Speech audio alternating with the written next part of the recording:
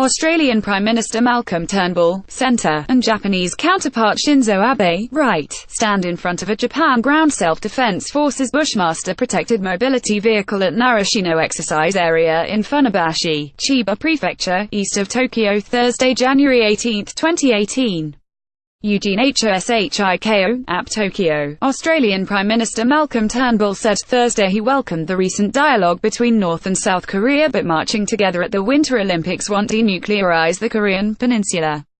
Turnbull, visiting Japan to talk with Prime Minister Shinzo Abe about regional security, trade and other issues, cautioned against optimism.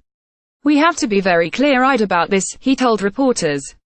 "History tells us a very bitter lesson about North Korea. They have a long habit of ratcheting up their militarization and then, going into a lull for a while trying to persuade people that they're changing their ways, changing nothing and then ratcheting up again."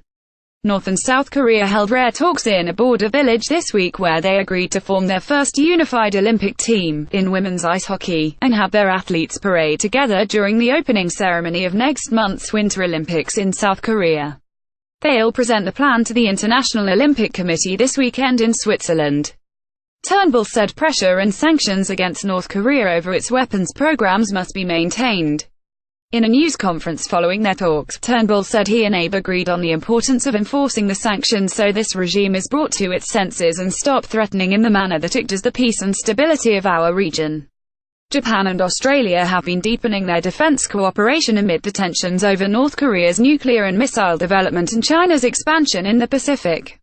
The two leaders agreed to accelerate negotiations on a visiting forces pact that would specify the legal status of troops temporarily in each other's countries for drills and simplify procedures for defense equipment transport.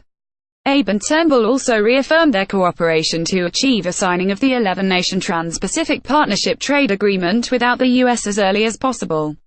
The pact had been cast into doubt after President Donald Trump pulled the U.S. out.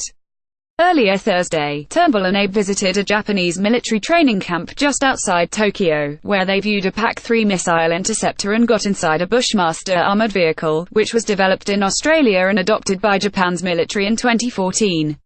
Turnbull said his country and Japan work for open markets and free trade, which is underpinned by security. He also attended a special session of Japan's National Security Council, spoke to business leaders and had dinner with Abe before leaving Japan. Associated Press writers Ken Moritsugu in Tokyo and Rod McGuirk in Canberra, Australia, contributed to this report.